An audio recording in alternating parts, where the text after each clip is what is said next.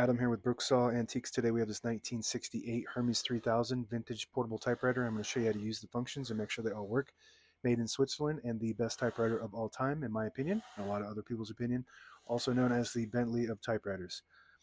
Up top is the adjustable paper guide. This helps you guide the page in straight and line that up with the edge of the platen, which is the main roller that feeds the paper, and this is the paper support arm that flips up from the back. And this is the paper bail that sits on top. It's got two adjustable rollers to scale and the margin indicators in red. To set the margins, you just put the cursor where you want the left margin there, flip the switch, it'll send the margin to that spot.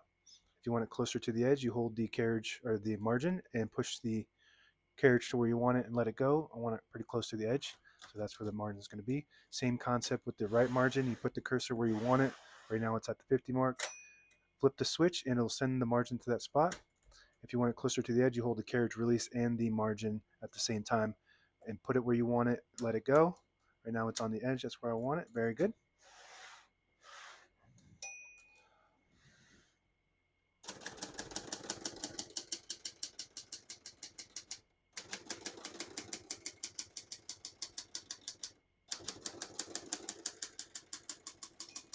Once you hear the bell, you're at the end of the margin. Hit this line space, get you back to the beginning. It skips 1.5, or 2 spaces. Right now we have it on single, but if you want 1.5, just flip this switch forward 1 notch. It skips 1.5. 1 more, it skips 2. We're going to keep that on single for now and finish typing.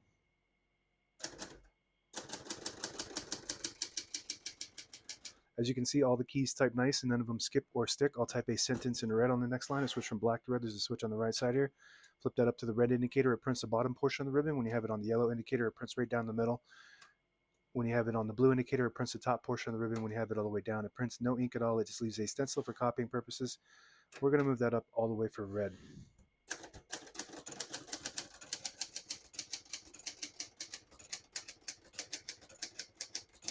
Absolutely beautiful. It's the funnest typewriter to type on.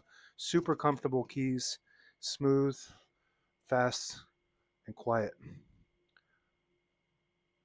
Print always looks perfect.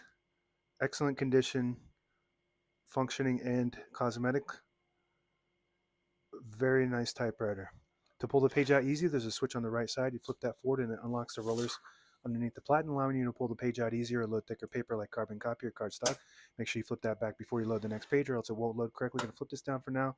Put the color back on black. Shift on each side, a shift lock on the left. To clear that, just hit the shift button again. Backspace on the top left. Very good. Tab set. Right now we have tabs set on 10 space intervals. So I'm just going to clear them all by hitting the all clear button like that. So now we shouldn't have any tabs set, but I always like to set one somewhere in the middle. So that way when you hit the tab button, it doesn't go slamming all the way to the end, causing wear and tear on your typewriter. Hit that tab set button and it sets the tab exactly at that spot.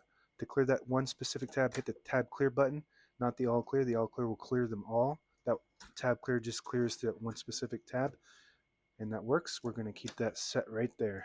Test that again. Very good. Margin release. When you get to the end of the margin, there's a mechanism that blocks you from printing.